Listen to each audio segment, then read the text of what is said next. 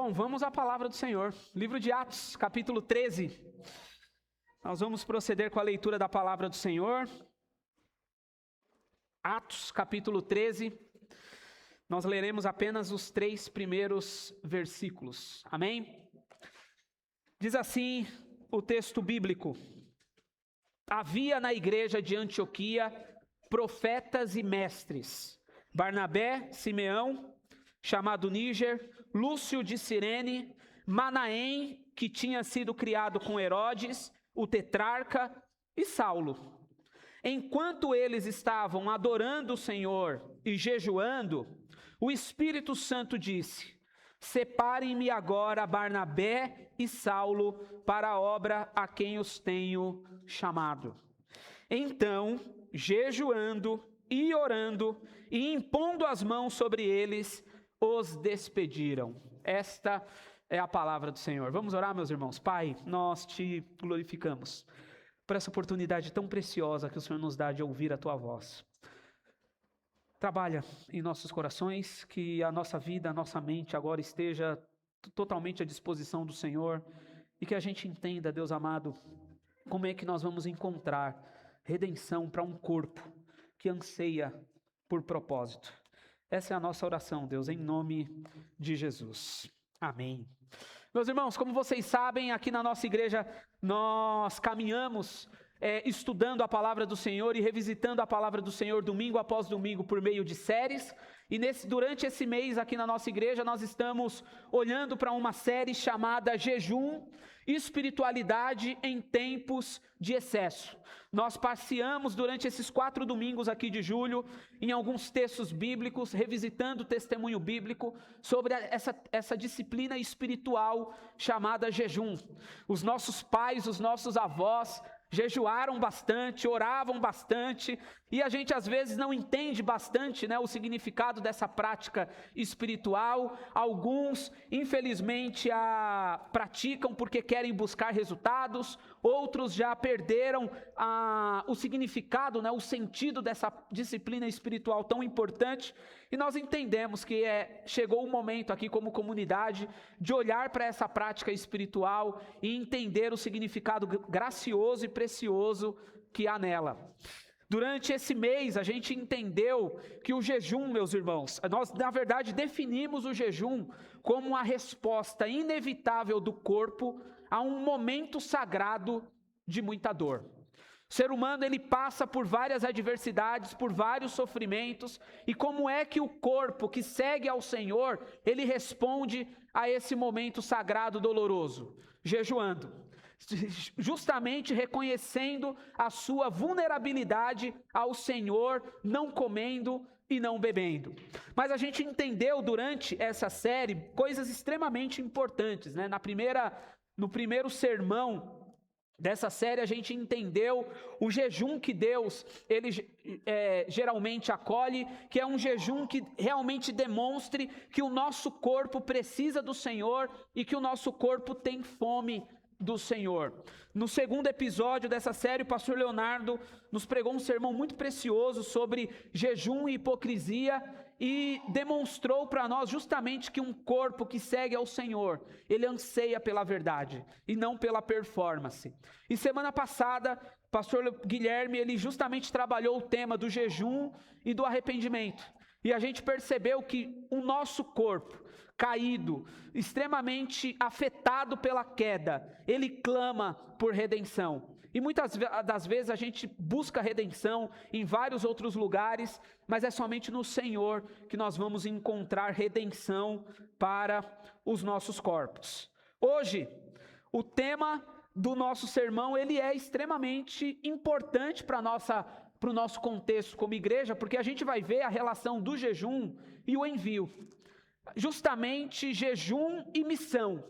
E por que isso é importante para nós? Porque, meus irmãos, para uma igreja que está em contexto de plantação, que daqui a 7 dias vai completar 1 aninho de existência, faz muito sentido a gente olhar para esse texto e lembrar que a nossa missão, ela precisa ser feita a partir do significado precioso dessa disciplina espiritual.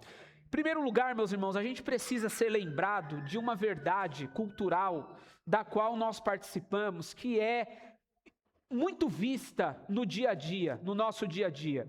Eu não sei se você já percebeu, mas o nosso corpo, os nossos corpos, eles clamam por propósito.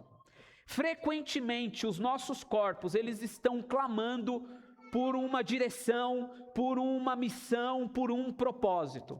Eu acho que você já deve ter passado por aquele conflito do tipo: quem eu sou, o que eu tenho que fazer neste mundo, qual é a minha parcela de contribuição que eu devo dar a esta sociedade, no que eu sou bom. Eu, como professor de alunos que estão no 3º ano do ensino médio, frequentemente vejo jovens aflitos, porque estão se fazendo essas perguntas, né? No que eu sou bom, quais são os meus talentos, qual é o meu propósito, qual é a minha missão? Será que a minha missão é só ganhar dinheiro? Será que a minha missão é apenas ter um corpo nos padrões de beleza que nós temos hoje? Porque, meus irmãos, em alguma medida, os nossos corpos, culturalmente, são discipulados, ensinados a clamar por propósito. E, frequentemente, os nossos corpos estão clamando por direção, clamando por um propósito, clamando por um direcionamento. E é interessante porque esse direcionamento, ele está ligado a 3 campos da nossa vida. E frequentemente nós estamos buscando propósito para os nossos corpos diante dessas 3 áreas da vida. A primeira é o campo do ser, a segunda é o campo do fazer e a terceira é o campo do ter. Geralmente, meus irmãos, nós estamos buscando propósito, os nossos corpos buscam um propósito naquilo em que nós estamos entendendo ser importante para a nossa identidade, nas nossas posses e nas nossas obras. Eu vejo muita gente se perguntando e tentando se definir a partir daquilo que ele faz no seu trabalho. Às vezes por meio de um relacionamento.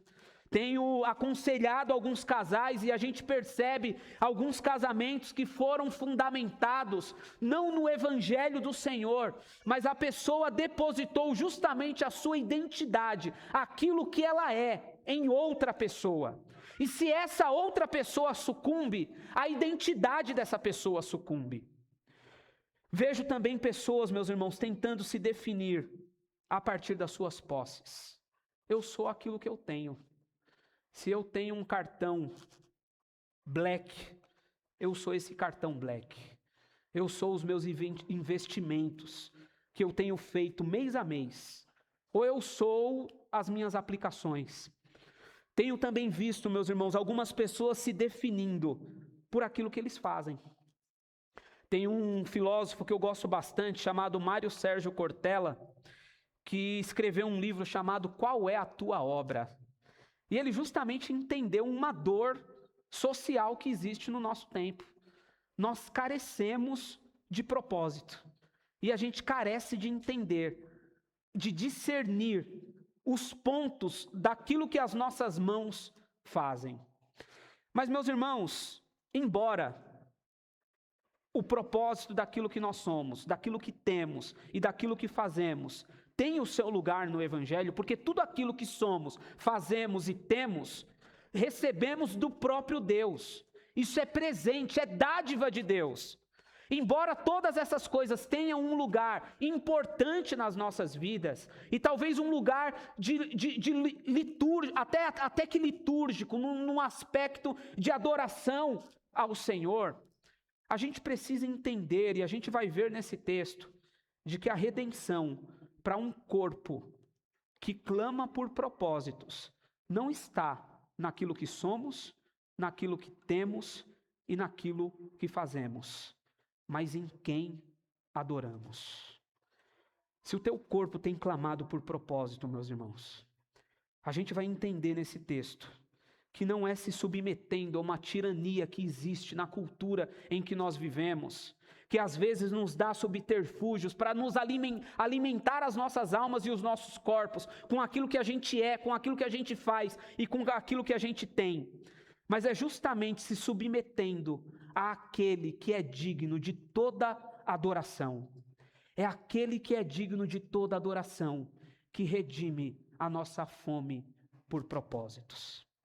E para a gente entender isso, meus irmãos, a gente justamente vai olhar para esses 3 versículos que fala sobre uma igreja que se instalou na região da Antioquia da Síria, que naquele tempo era a 3ª maior cidade do Império Romano, uma cidade que eu gostaria de intitular aqui na nossa mensagem como a cidade de São Paulo.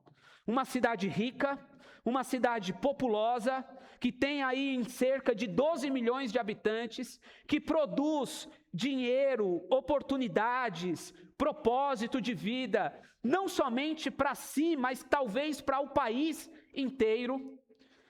E a Antioquia da Síria, meus irmãos, ela foi reconhecida por essa igreja que nasceu num contexto extremamente interessante.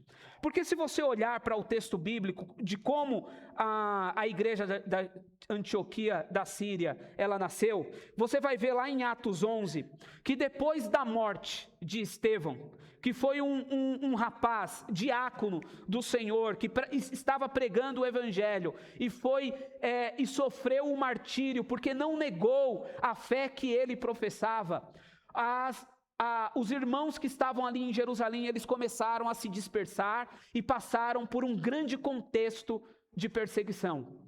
E quando a igreja estava passando por esse contexto de perseguição, Lucas, ele é extremamente enfático em dizer, no capítulo 11, lá no verso 9 de Atos, que os que foram dispersos por causa da perseguição, desencadeada com a morte de Estevão, eles chegaram até a Fenícia, Chipre e Antioquia. E lá, eles começaram a pregar o evangelho do Senhor. Meus irmãos, quando a gente olha o texto dizendo que eles chegaram a Chipre, Cirene, Chipre, Fenícia e Antioquia, parece que eles estavam chegando num bairro, né? Estavam aqui no Tatuapé e chegaram lá na Vila Matilde. Não. Antioquia da Síria ficava a 500 quilômetros de Jerusalém. Esse povo andou bastante, peregrinou bastante, até chegar na Antioquia da Síria. E lá na Antioquia da Síria, eles começaram a pregar o evangelho do Senhor para judeus e para gentios, e uma igreja viva, pulsante, começou a se instalar naquele lugar. E meus irmãos, essa igreja que se espalhou por todo o mundo e chegou na Antioquia e começou a crescer, o testemunho deles foi tão bonito, tão maravilhoso, que chegou a Jerusalém. Quando chegou em Jerusalém a notícia que lá em Antioquia, na 3ª maior cidade do Império Romano, uma igreja havia crescido de judeus e gentios, os irmãos de Jerusalém enviaram Barnabé, que levou Saulo para testemunhar o que estava acontecendo na Antioquia da Síria. E quando eles chegaram lá, meus irmãos, eles viram uma igreja viva, uma igreja pulsante, que não somente era formada por judeus convertidos, e que também não era formada apenas por gentios convertidos. Era uma igreja que tinha a graça de desfrutar do testemunho de judeus e gentios. E por que isso é importante para nós aqui? Porque, meus irmãos, judeus e gentios, eles foram ensinados a viver totalmente separados, totalmente distantes. Mas o testemunho do evangelho, ele foi tão poderoso nesse lugar, que ele justamente aproximou aqueles que foram ensinados a andar por caminhos diferentes. A grande questão aqui é de que a igreja de Antioquia, ela não era uma igreja apenas que estava testemunhando quem Deus é e o que ele estava fazendo. Ela era também uma igreja multicultural. E essa igreja multicultural, a Bíblia vai dizer que eles foram os primeiros a serem chamados de cristãos. Quem foram os primeiros a serem chamados de cristãos? Justamente essa igreja, que estava extremamente longe de Jerusalém, a 500 quilômetros. A gente está aqui em São Paulo, eles estavam lá no Rio de Janeiro. Essa era a distância dessa igreja. Eram justamente esse povo diverso culturalmente, diverso economicamente, que foi chamado de cristão. Mas, meus irmãos, até aqui, a gente tem as características dessa igreja. Uma igreja que foi instalada numa grande cidade, multicultural, cheia do Espírito Santo, porque a Bíblia, como a gente leu aqui, eles estavam adorando e jejuando, e o Espírito Santo falou com eles, mas também era uma igreja que foi centrada no ensino. Se você olhar comigo lá no capítulo 11, no verso 25 e 26, você vai perceber que quando Barnabé e Saulo chegaram na igreja de Antioquia, eles ficaram durante 1 ano ensinando a palavra do Senhor. Barnabé e Saulo chegaram lá e os pastores de Antioquia olharam para eles e falaram: opa, chegou o momento da gente inaugurar a urbana educação da igreja da Antioquia. Vamos começar um movimento de ensino nessa igreja. E é importante a gente perceber isso, porque o texto que nós lemos, a Bíblia deixou muito bem clara dizendo que havia na igreja de Antioquia profetas e mestres. E eu quero deixar muito bem claro isso aqui, meus irmãos, porque quando a Bíblia diz que havia profetas, ela está deixando muito bem claro que essa igreja desfrutava de homens de Deus que proclamavam a verdade. Mas quando a Bíblia diz também que havia mestres nessa igreja, ela está deixando muito bem claro que eles não estavam apenas sendo expostos à verdade, mas havia homens capacitados por Deus e pelo Espírito, que iriam ensinar essas pessoas a praticarem a verdade. Porque, meus irmãos, tem que ter profecia na igreja. E eu não estou falando de profecia do tipo, Deus mandou eu te dizer, porque a maior profecia da gente está aqui. É a palavra de Deus. Precisa haver pessoas que vão iluminar as suas vidas com a verdade, queira você gostando ou não. E tem que haver pessoas também que vão chegar para você e vão demonstrar a partir do testemunho da proclamação da verdade e vai ensinar vocês a aplicar esses textos tão importantes que nós vemos de domingo a domingo da palavra do Senhor. Não pode faltar, meus irmãos, profecia, não pode faltar exposição da verdade, como também não pode faltar ensino dentro de uma igreja que cresce.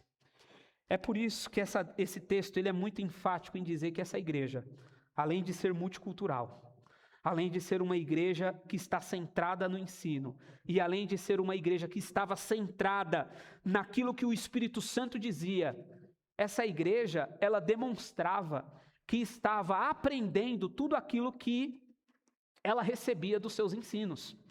Nesse momento em que a igreja de Antioquia ela estava crescendo, a Bíblia vai dizer que houve uma fome muito grande em todas as circunvizinhanças do Império Romano, principalmente na Judéia. E foi a igreja de Antioquia que se mobilizou e engajou, uma das contribuições mais importantes da história da igreja primitiva nessa época, e enviou esses donativos por meio de Barnabé.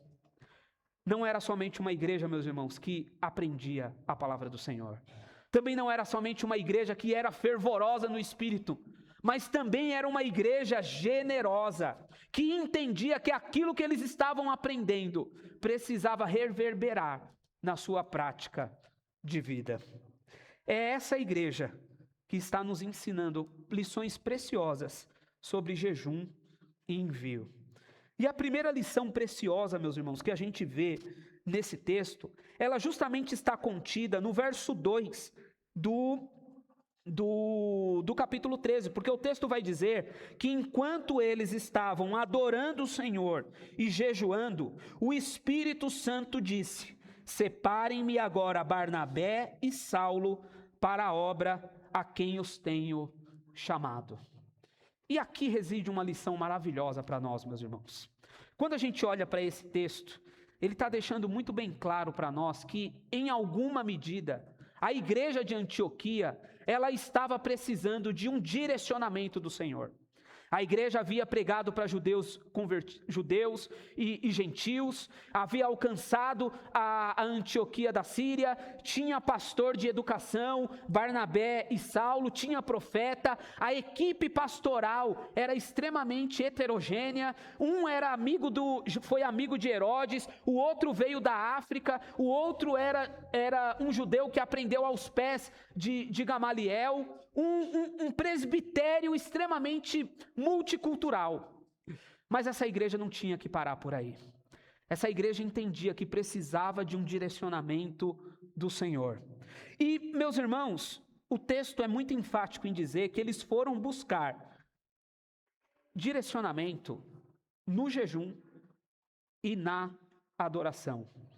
E por que isso é importante para nós aqui? Porque, meus irmãos, quando nós vamos buscar direcionamento para as nossas vidas, quando a gente precisa entender do Senhor ou entender os propósitos que Deus, Ele precisa descortinar para as nossas vidas, nós, humanistas que somos às vezes, buscamos o direcionamento para as nossas vidas ou validamos aquilo que a gente entende ser o direcionamento correto, por atribuições que eu gostaria de chamar aqui no texto de humanas. Essa igreja, ela poderia enviar Paulo por causa da sua generosidade. Visto que somos generosos, visto que crescemos e somos uma igreja rica, faz sentido a gente se multiplicar. Então, por causa da nossa generosidade, eu preciso enviar Paulo e Barnabé. Eles também poderiam, meus irmãos, enviar Paulo e Barnabé por causa da centralidade da palavra. Eles poderiam olhar para suas prerrogativas, para suas características, como igreja centrada na palavra, igreja generosa, igreja que está crescendo, e olhar para essas coisas e falar, está aqui o direcionamento que a gente tem. Estamos crescendo. Então, visto que estamos crescendo, aqui reside o nosso senso de propósito. Porque, meus irmãos, quando nós queremos buscar direcionamento para as nossas vidas, e quando nós achamos que as nossas missões, elas estão extremamente, muito bem delineadas, a gente precisa ser muito sincero, que nós não buscamos mais o conselho do Senhor para buscar direcionamento nas nossas vidas. A gente às vezes olha para o nosso tempo de igreja e fala, estou há 20 anos na igreja, eu já sei como a banda toca, eu já sei o que está escrito, de Gênesis a Apocalipse, eu já sei o conselho do Senhor. Eu sou generoso, então eu já sei qual direcionamento o Senhor Ele quer para a minha vida, porque, meus irmãos, todas as vezes que nós precisamos tomar decisões nas nossas vidas, todas as vezes que a gente precisa olhar para a missão de Deus nesse mundo, às vezes, nós estamos sempre olhando a partir dos nossos recursos que temos. Nós nunca olhamos para a missão com aquele sentimento de impotência e vulnerabilidade. E a partir desse sentimento de impotência e vulnerabilidade, nos colocamos aos pés do Senhor em adoração e em jejum, declarando a Ele, Senhor, eu sei de tudo que eu já vivi, eu já sei de tudo que aconteceu, mas quem sou eu para mover uma palma a partir do meu futuro? É muito mais fácil, meus irmãos, a gente olhar para a nossa experiência, olhar para o nosso conhecimento e achar que as nossas decisões, elas vão ser validadas pelo Senhor. Principalmente a gente que é uma igreja em plantação. Quando nós começamos um movimento aqui de plantação, preciso confessar uma coisa para vocês. Eu cheguei aqui com o meu coração tão angustiado e pressionado, porque chegamos aqui com recursos de uma igreja que nos sustentava. Chegamos aqui com dons e talentos variados. E irmãos que sabiam cantar e cantar muito bem, tocar e tocar muito bem, pessoas que participaram do movimento de plantação de Santo André e chegaram aqui para nos dar uma ajuda muito preciosa. E eu senti, meus irmãos, aquela pressão que aquele time grande sente quando vai jogar com um time pequeno e sabe que tem que ganhar porque é obrigação, sabe? Aquele jogo que acontece em casa e é obrigação de 3 pontos. E quando eu cheguei aqui, eu olhava para alguns irmãos e falava, meu Deus, esses irmãos sabem cantar e tocar. A gente tem irmão aqui que sabe pregar, os pastores dessa igreja, graças a Deus, sabem pregar. Essas irmãs estão ensinando as nossas crianças de uma forma maravilhosa. Humanamente falando, a pressão que eu sentia é de que tinha que dar certo. De que de alguma maneira as coisas precisavam dar frutos. Até eu olhar para esse texto e entender, meus irmãos, que recurso nenhum que nós tenhamos é sinal de boa decisão do Senhor, e pelo contrário, sinal de validação dos nossos propósitos. O nosso conselho e o propósito do Senhor justamente se busca aos pés dele. É justamente se colocando nessa condição de vulnerabilidade diante do Senhor, meus irmãos, é que nós vamos entender o propósito de Deus para as nossas vidas. Porque, meus irmãos, esses irmãos que estavam adorando ao Senhor e jejuando, eles poderiam olhar e falar, eu vi Estevão morrer, eu vi o evangelho frutificar em Jerusalém. Fiquem tranquilos, a gente sabe o que nós estamos fazendo aqui na Antioquia da Síria. Mas pelo contrário, meus irmãos, esse povo chegou na Antioquia da Síria extremamente dependente do Espírito Santo. Eles olharam para os seus dons e talentos. Eles olharam para o tamanho dos seus recursos. E entenderam que o tamanho da responsabilidade que tinham é 1000 vezes maior do que qualquer talento, do que qualquer dom e do que qualquer recurso. A grande questão, meus irmãos, é de que os nossos corpos que clamam por propósito, eles aprendem no jejum e no envio que o chamado de Deus para a nossa igreja, por causa do testemunho da igreja de Antioquia, não é ser uma igreja em si mesmada. Não é ser uma igreja que olha e fala, eu sou batista. Eu sou reformado. Aqui o púlpito é saudável. Aqui a gente sabe o que faz. Não. O nosso propósito como igreja é justamente aprender como a igreja de Antioquia e entender que nenhum recurso que a gente tenha, nenhuma qualidade que nós tenhamos, ela é capaz de sustentar a grande responsabilidade que nós temos diante do Senhor e diante dessa comunidade. O jejum, meus irmãos, nesse momento do texto, ele ensina essa igreja de que o propósito do Senhor, ele justamente está no caminho da dependência de Deus. O jejum, nesse texto, ele justamente aponta para que a gente entenda que a redenção para os nossos corpos, que frequentemente clamam por propósito, como igreja, é de entender que nós somos o corpo da igreja, nós não somos o cabeça da igreja. Porque, meus irmãos, uma igreja em si mesmada, uma igreja que já não depende do Espírito, é uma igreja que deixa de ser pé, que deixa de ser braço, que deixa de ser dedos e assume o lugar da cabeça.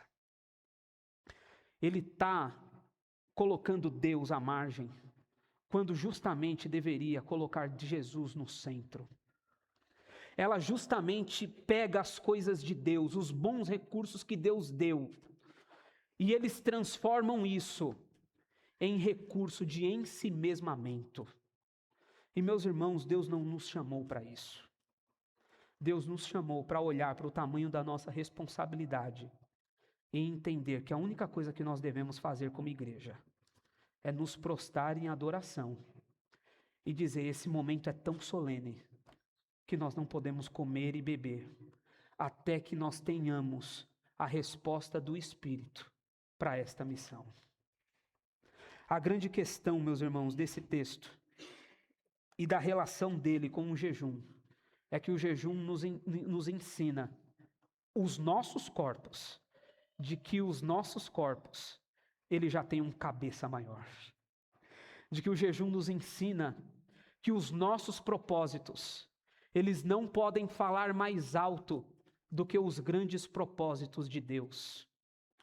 De que o jejum e a adoração ao Senhor nos ensina, meus irmãos, de que os nossos propósitos, eles não podem apenas ser cristianizados. Porque tem gente, meus irmãos, que acha que só porque a ideia brotou na sua cabeça e no seu coração, isso é de Deus. Ah, olha a ideia maravilhosa que eu tenho aqui. Aí os nossos pais que nos ensinou justamente a orar e jejuar e entender e conformar as nossas vontades aos conselhos do Senhor, o que a gente faz? A gente justamente olha para isso e fala, pô, se bateu na minha cabeça, é porque isso veio de Deus. Não, meus irmãos. A igreja de Antioquia nos ensina de que o bom propósito do Senhor, ele justamente está num espaço de adoração e de vulnerabilidade. Aí você pode olhar para mim e falar, João, você e os pastores da igreja ficaram um mês inteiro dizendo de que a gente não pode jejuar pelo resultado. De que jejum é justamente fome de Deus. Que justamente jejum é essa resposta que nós damos por querer e ansiar ao Senhor. Mas esse texto, ele me parece dizer o contrário. Esse povo aqui está em busca de uma resposta, de um resultado. É isso que nos parece, meus irmãos, mas que na verdade não é. Porque a grande questão aqui desse texto é de que a igreja de Antioquia entendeu algo que nós temos uma imensa dificuldade de entender. De que o direcionamento que nós devemos buscar, maior nas nossas vidas, não é ficar perguntando para Deus, Deus, é essa pessoa que eu devo namorar? Ou não é? Deus, eu tenho que comprar um carro amarelo ou vermelho? Deus, é a área do direito ou é a área da tecnologia? Deus, é a docência no ensino superior ou é qualquer outra carreira? Não, meus irmãos. O que a igreja de Antioquia está nos ensinando, que buscar a direção do Senhor, em última análise, é justamente buscar o próprio Senhor. Isso é justamente o que o apóstolo Paulo nos ensinou em Gálatas, no capítulo 5, no verso 16. Vivam no Espírito, e de modo algum vocês vão satisfazer os desejos da carne. Porque, meus irmãos, a nossa carne, ela está frequentemente clamando por propósito. E como a gente busca propósito, às vezes, no pecado. Mas o que a igreja de Antioquia está nos ensinando, de maneira muito bem simples, que buscar o direcionamento do Senhor, estar envolvido na missão de Deus, é justamente viver uma vida no Espírito. E se o Espírito fala, a gente obedece. E se o Espírito consola, a gente recebe o consolo. Se o Espírito repreende, nós aceitamos a repreensão do Espírito. Se o Espírito disciplina, nós nos conformamos à disciplina do Espírito. Porque, meus irmãos, não é uma busca por um resultado, é justamente uma busca por alguém que o próprio Deus, Filho, Ele nos prometeu, que é o Consolador das nossas vidas. Buscar um propósito no Senhor, meus irmãos, em última análise, é buscar o próprio Senhor. É por isso que nesse primeiro ponto, eu gostaria que você fosse profundamente encorajado a entender que aquilo que Deus ele chamou para você fazer, ser um bom marido, ser uma boa esposa, ser um bom filho, ser um servo do Senhor, ser um profissional, todas essas coisas, você não vai fazer recebendo de Deus recadinho do tipo, fulano, agora você tem que fazer isso para você ser promovido, ou ciclano, é para a direita ou é para a esquerda, não. É justamente se colocando num espaço de vulnerabilidade e entendendo que nós devemos viver uma vida no Espírito. Em segundo lugar, meus irmãos, se esse texto ele demonstra para nós como a gente busca a direção do Senhor, que justamente é buscando Ele mesmo, ele deixa muito bem claro para nós que há uma beleza maravilhosa no comissionamento. Porque o que nós temos aqui é o comissionamento de Barnabé e Saulo. E você que é leitor da Bíblia, você que já leu o livro de Atos, você sabe o quão importante foram as viagens missionárias de Barnabé e de Saulo. O quanto a igreja do Senhor ela foi abençoada por meio destes dois irmãos. O quanto o evangelho frutificou por meio da vida desses dois irmãos. Mas, meus irmãos, aqui existe uma beleza no comissionamento desses irmãos. Porque esses irmãos, eles receberam a imposição de mãos da igreja de Antioquia. E ele nos deixa muito bem claro uma verdade que é maravilhosa. Que quem comissiona uma igreja é justamente a igreja. Eu me lembro, meus irmãos, no mês de maio de 2024, em que nós, os irmãos fundadores aqui, 12 irmãos, subiram no púlpito de Santo André, nos ajoelhamos e fomos enviados por uma igreja que estendeu as suas mãos, oraram por nós, e nós saímos de Santo André sob a bênção desses irmãos, para estarmos aqui hoje, fazendo aquilo que o Senhor pediu para que nós fizéssemos. Esse é o resultado daquele comissionamento maravilhoso. E esse é o resultado da igreja do Senhor. Porque toda igreja que comissiona, um dia foi comissionada por outra igreja. Essa igreja de Antioquia, meus irmãos, ela começou por uma comissão muito bela, o martírio de um irmão. E essa igreja agora, ela está comissionando 2 irmãos para fazerem viagens e pregarem o evangelho. E aí você olha para mim e fala, mas João, o que isso tem a ver com jejum e com a nossa vida? Porque, meus irmãos, isso não é feito porque essa igreja tem qualidades e tem características.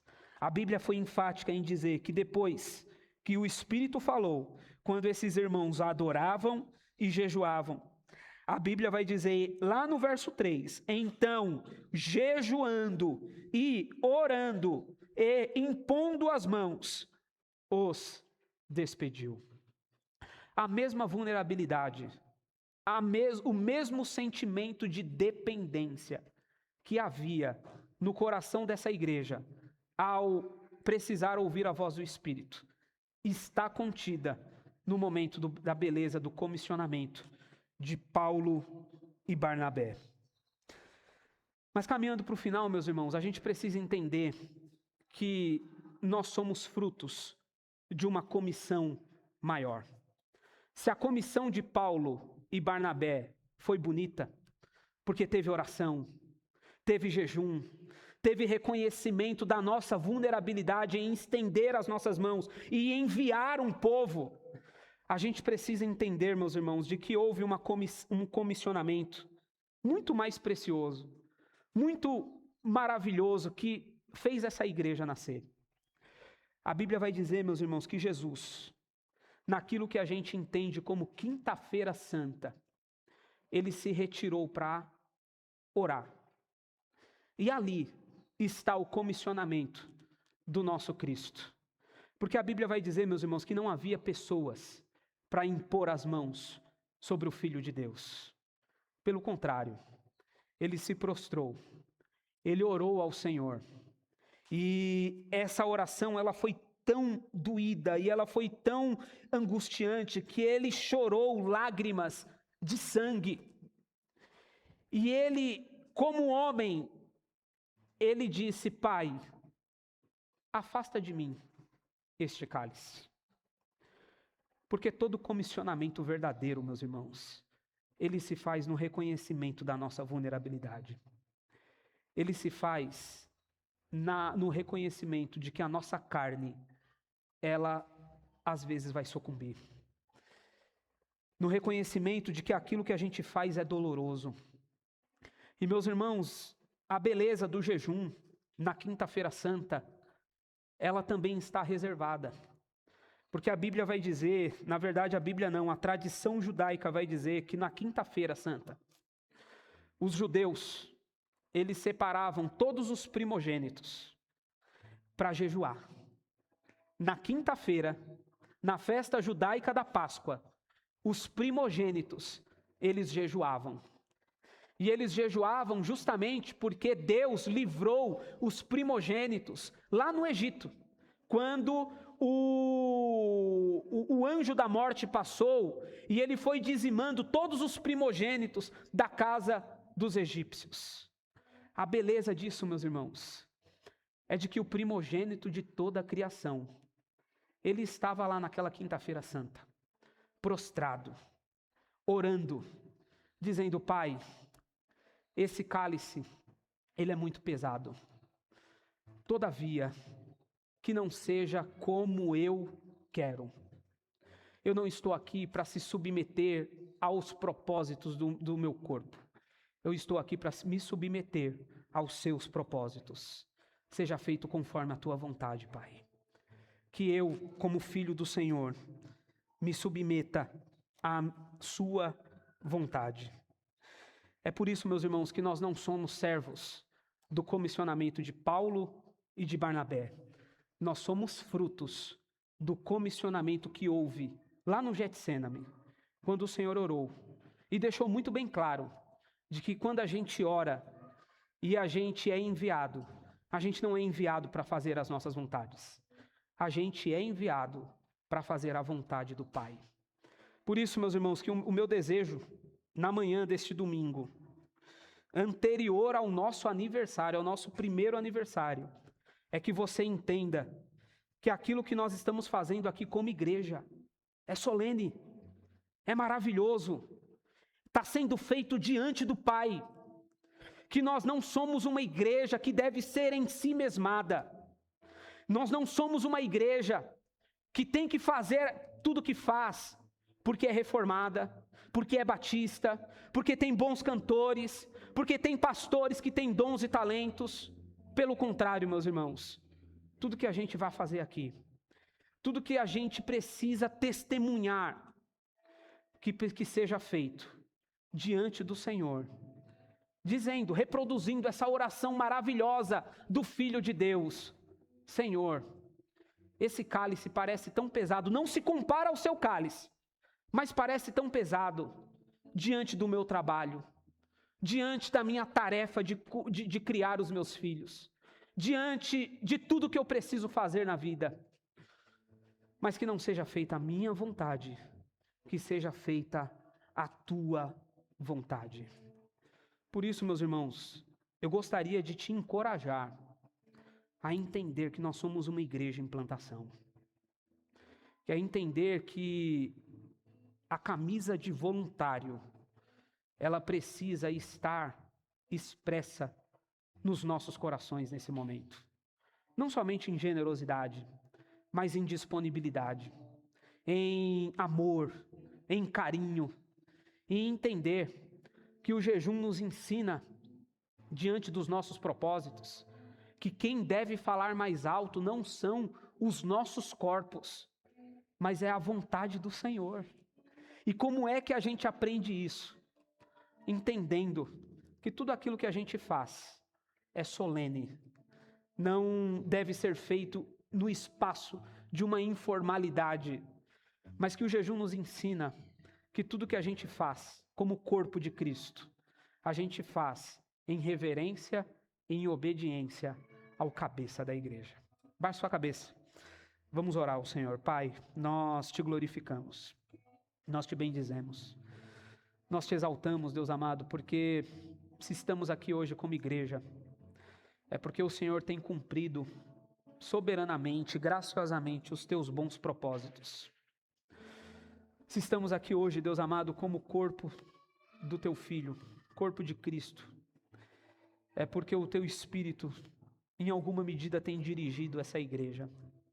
E nós gostaríamos, Pai, nessa oração de reafirmar essa soberania do Teu Espírito.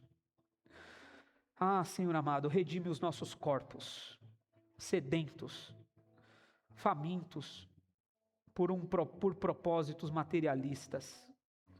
Famintos, Deus amado, por propósitos que sempre estão ligados a um prazer que é passageiro. Nos ensina, Deus amado, a equalizar o nosso tempo. Nos ensina, Deus amado, a não tornar de maneira medíocre a nossa disposição do Senhor em Te servir com o nosso tempo, com os nossos bens, da forma como o Senhor bem desejar.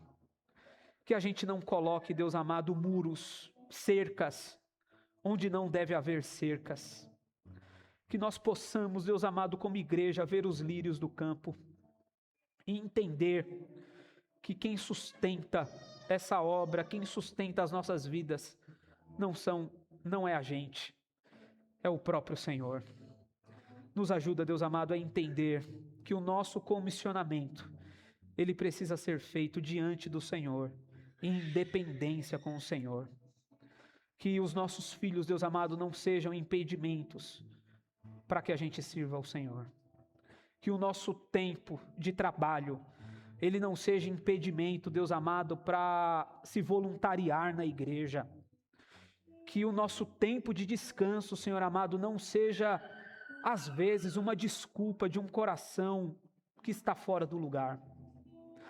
Mas que haja em nós, Deus amado, um engajamento dado pelo Senhor, para entendermos que somos uma igreja em plantação, e que chegou o momento, Deus amado, de jogar a semente.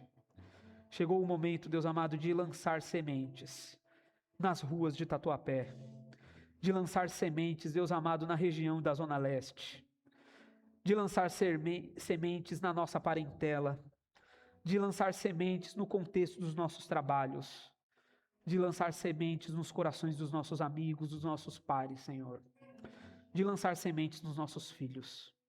Por isso, em nome de Jesus, Deus, nos ajuda a adorar e jejuar, nos ajuda a orar e jejuar, e que o nosso jejum não seja medíocre, buscando um resultado pragmático, mas que ele Te busque em última análise.